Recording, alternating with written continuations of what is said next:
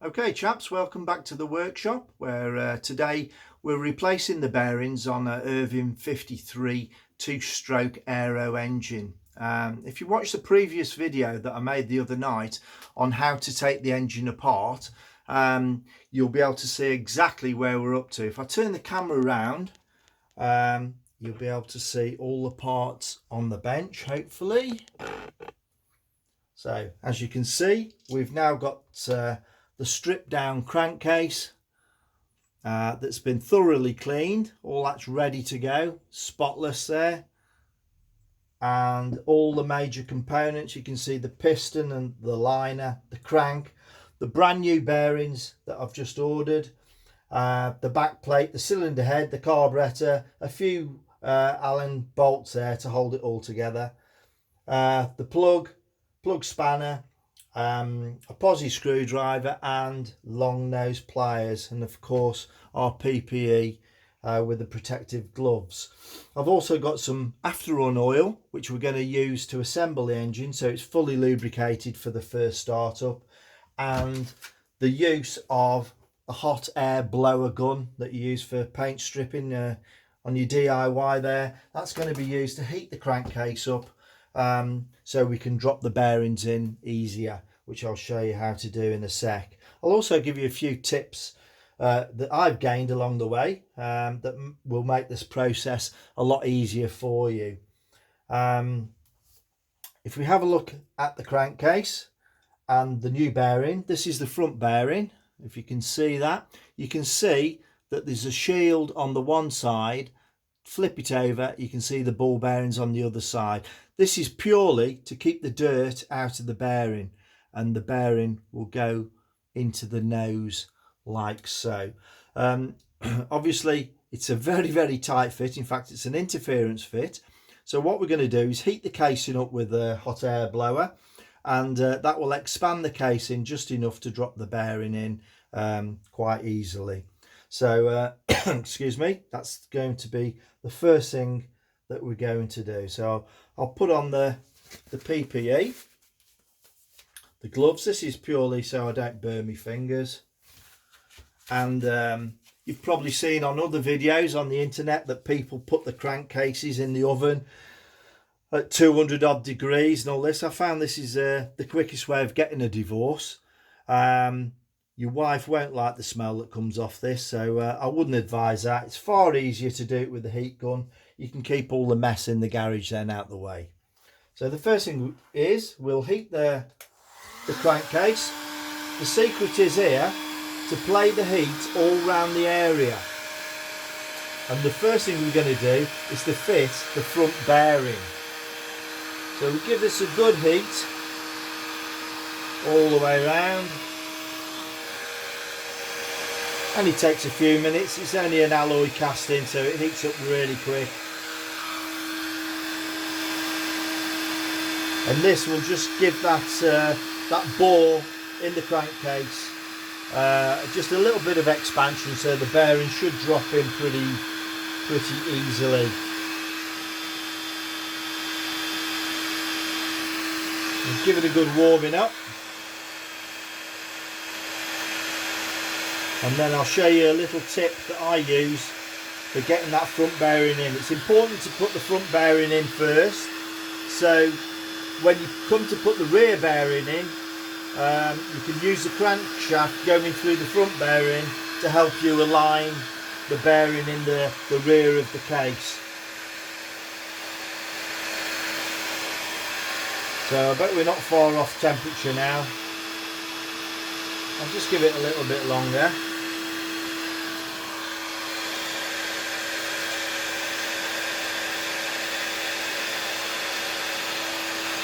You will get a little smell off this where the oil's burning off, but it's not too bad. But it's far safer doing it in the garage than in the oven, where there's a good chance you're going to get a telling off by the wife. So I'll say that's going to be somewhere near, so we'll switch that off. My first tip is to use the crank and put the bearing on the wrong way round, if you like. So we're going to just slide that into position like so. This is purely so you can use the crank to hold the bearing, because believe you me, when you try and get it in that hole there, the bearing can sometimes get quite hot, and you'll soon be letting go of it. So I'll just give it a little bit more of a warm up now we've played around with the bearing, so we don't lose the temperature. Hopefully I've heated it up enough, and it should pretty well fly in there. So switch that off, hold your crankcase, put it in, and bump, it's in. Lift the shaft out, nice little press. That's part one done. Not a problem, no issues with that at all. Absolutely dead easy. Anybody with limited DIY skills and a little bit of equipment can do this. I'm sure if you've built your own models in the past, you're more than capable of doing this yourself. No point in sending it away. So that's stage one done. Stage two is to fit the rear bearing. Again, we're going to use the crankshaft as a guide. The easiest way to do this is to slide the bearing on the crankshaft. Should be just a nice fit. It gets to the back, it's like half a thou tight. Just press it on so it goes home right to the back there. Now the crankcase is still pretty hot, but I'll just give it a little bit more without going over the top, because now obviously you don't want to cook that front bearing that you've just put in. So we'll just warm it up a little bit, and then you'll see how easy this bearing goes in. That's pretty good. I think I'm going to leave it at that. So now we're going to use the shaft. Like I said, you're going to drop it through that front bearing, and it's just going to drop straight in. Look at that, bang on. That bearing, woo, still warm, has gone straight in, and that's it, job's done. So we just let the engine cool down a little bit. How simple was that? So while that's cooling down, we're going to inspect the other parts. Take a look at the liner. I've checked it out. I've given it a clean off in some fuel. So there's no grit or debris or anything in there. The bore is really nice. There's no scratches or anything. Same again with the piston. I've just cleaned the top off. I haven't used emery paper or anything like that. There's absolutely no need. Just wipe it off with a cloth. Make sure it's clean all the way around. There's no debris or anything. And also in the little end here, make sure there's no debris there. I've match marked the conrod there, so I know which way around it goes when it goes into the engine itself. So all we do now is hold the engine on its side like so. I don't know if you can see that. We bring the little end down to the bottom of the crankcase. We don't put the liner in straight away. We put the piston in first. All we do is drop it in. Obviously there's lots of clearance around there, so we can move the piston around. We use our long nose pliers, just if I can get it in camera shot, long nose pliers, and lift it up, put it over the big end like so, as you can see there. Yep, so that's all ready to go. We will lubricate this obviously before we actually put the casing together, but this is just the first stage. Now what I usually do now is work the crank round like so, so the piston is at the top of where the bore is going to be, and I want you to take particular notice of this little dowel in the top face, which I'm pointing at with the Allen key there. You might just be able to see it if I hold it. See that little dowel? Well, that is going to locate in that groove, if it will focus. That little groove at the top there is going to go around that pin, and that stops the liner from revolving, and so it's in the right orientation. So the best thing to do now, put a bit of after run oil onto the liner. Very thin stuff this is. If you haven't got after run oil, the best thing to use is something thin like 3-in-1 or compressor oil for air tools, this sort of stuff. put a bit on the inside bore, so we're all nicely lubed up. Bit of a delicate operation now. We're going to put the bore in, and we're just going to sort of screw it slightly from side to side, and hopefully we can get that in. It's just starting to go in now, look. So just screw it from side to side like that to get the oil round, and then make sure that that little pin, that location pin there that I'm pointing at with the Allen key, is in that notch, and then you're in the correct orientation. So that's looking really good. There you go. It's going up and down. It feels really, really smooth. That's just exactly what we want. So I'm happy with that. So the next thing we can do is pop the back plate on.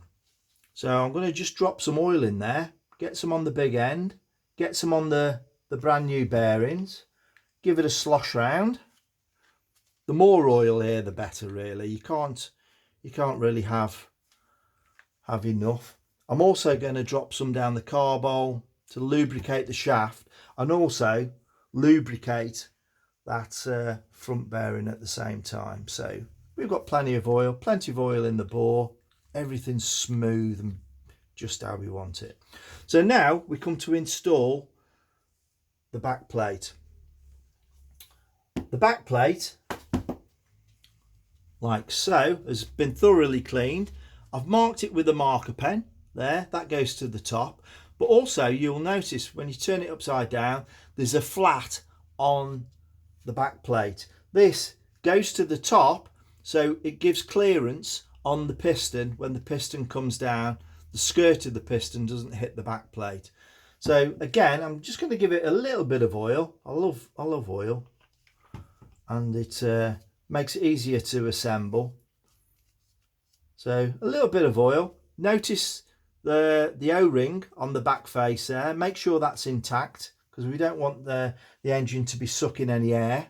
And then again, we just sort of screw that into position like that. Beautiful.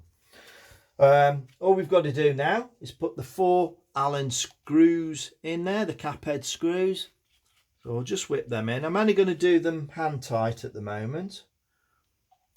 When you're doing up a component like so, always work opposite, opposite, opposite, opposite, and that will spread the load, and you won't get any distortion then in the casing or anything like that. So like I say, I'll just put this in by hand. He says not an easy operation when you're wearing these gloves, but the casing's still warm from heating it up. Drop the other one in, the last one. Looking good. So that's more or less the bottom end done. Okay, everything looks good. Oops, trying to push the liner out there. So all we do now is put the cylinder head on. So we've got the cylinder head. Give it a good clean, as you can see on the inside. Beware that there is a shim washer there in that groove, so just be aware of that you haven't lost it in the cleaning process. Then it's just a case of putting it on in the same orientation as it came off. Again, I've match marked it with the marker pen, and that went to the front. So we just drop the cylinder head on, make sure it's on by just screwing it slightly so it's it's home. Line the holes up and then drop the cylinder head bolts in position. Sorry if I've gone out of camera view, but I'm sure you get the idea of what I'm doing. So we'll just drop these bolts in position, then we'll whip around with the Allen key just to nip it up. So we've got the Allen key. Again, working opposite, like I've just explained for the back plate. And that will pull everything down. So don't whop it down straight away. Just do the Allen screws up, the Allen heads like so. Don't nip anything up just yet. just whiz them up. So like I say, go opposite. So we're going to go over here next. This pulls everything down square. You're not going to get any distortion, and obviously you're going to get a good seal on your cylinder head to your crankcase. That's the sequence that you're going to actually tighten it up. These screws don't need a lot of force. They're only going into an aluminium casting, so just be aware, don't get putting a pipe on it or anything like that to screw them down, because you'll end up stripping the threads and then you're going to be in deep trouble.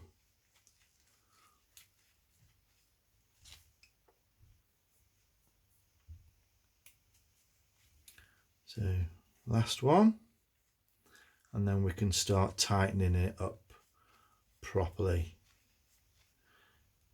So we'll start at the back. Hope you can see what I'm doing. Just nip that, opposite corner now, nip that, opposite again, and then opposite again. Oops, can't get the Allen key in. Nip that. So we can go around. Doesn't really matter which order you do it, as long as you go opposite. That's the main key factor. So that's good enough. That's all we need. We'll just nip up that back plate while we've got the same Allen key. Again, just nip it very slightly first, like so.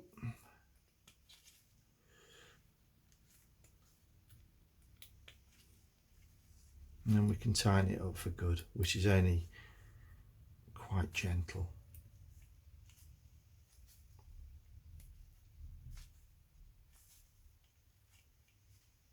That's it, all tight. So now we can drop the carburetor on. Again, been thoroughly cleaned. I'll just stick a little dab of oil on, like so.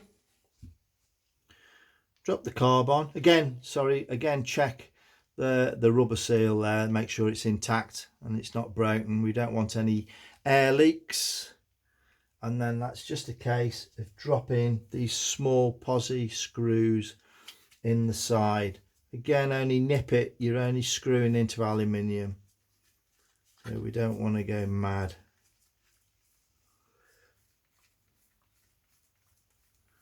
So that one's just in.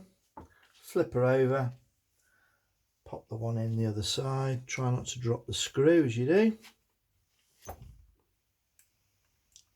Cleanliness is godliness when rebuilding an engine, so always make sure your workbench is spotlessly clean and you won't go far wrong. That was my knuckle, by the way, not the engine.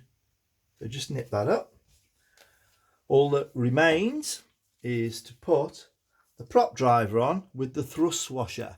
So just be aware that there is a washer there and that goes on, otherwise you'll find that the engine will seize solid when you come to put your propeller on. Make sure that engages and everything's beautiful, absolutely gorgeous. So there we go, all nice and smooth, all ready to go. Pop the plug in. Oops. And jobs are good. So make sure you don't over tighten the plug as well. And just give that a very slight nip. That's it. All done. One Irvine 53. Fully done. Whoops. Nice and smooth. Brand new bearings, just how we like it. So I'm pleased with that. Lovely. Job's a good one.